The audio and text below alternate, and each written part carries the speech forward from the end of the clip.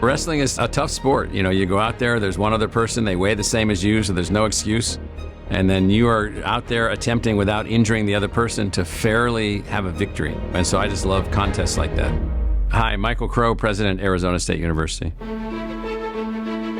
My parents were teenagers who ran away and got married and got pregnant. And then I was born in San Diego after my dad joined the Navy. We moved a lot. Went to 17 schools before I graduated from high school. Sadly, our mother passed away along the way, so we all got split up for a while and then brought back together. So lots of moving, lots of adaptation. I was like a weird kid, so I was working on my Eagle Scout project in 1968. We had just moved from Norfolk, Virginia, where my father was stationed, to Patuxent River, Maryland. A bunch of us put together an Eagle Scout project to deliver enough food for one family for 1 year.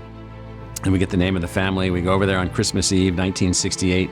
We deliver this food to a family that lived in what turned out to be a tar paper shack with a dirt floor, no electricity, outhouse, the whole thing. And everybody was happy, but I was just astounded later. In fact, it impacted everything that I did after that.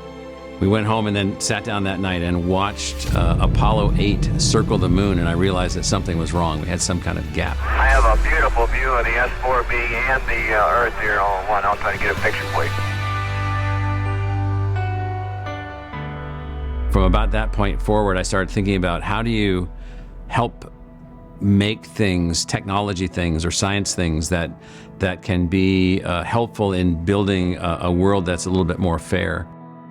By the time I went to college, that's what I started focusing on, was what I ultimately became at Columbia University, a professor of the design of knowledge enterprises, the design of enterprises that produce social outcomes, economic outcomes, military outcomes, all using knowledge creation as the method to do that. I read a few books that have people just saying we've got to figure out how to build new kinds of universities that are more egalitarian, more research discovery driven, more impactful, lower cost, better run. And so this job came open, and this is what the people in Arizona wanted. So it was like a marriage made in heaven. The vision for the ASU as the new American university is that it's highly egalitarian. It admits every qualified student. It helps people who are not qualified to get qualified. It helps you to finish college if you weren't able to go, if you couldn't go. Arizona is this new state, this highly innovative place, highly independent-minded place. And so we've also built a university that's highly entrepreneurial, highly enterprising, unbelievably innovative, unbelievably creative to achieve all these things. And so we've made all those things happen in a way that we've constructed this new kind of model. We're not going to make any progress in our country if we think that fear is our motivation. Our motivation should be those things that we aspire toward.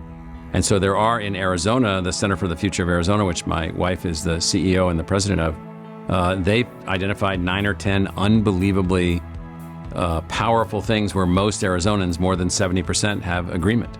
And so it's not that there's all this disagreement, there's actually tons of agreement. You know, jobs with dignity for all, with pathways to education, healthcare that's affordable for everyone, clean air, blue skies, clean water.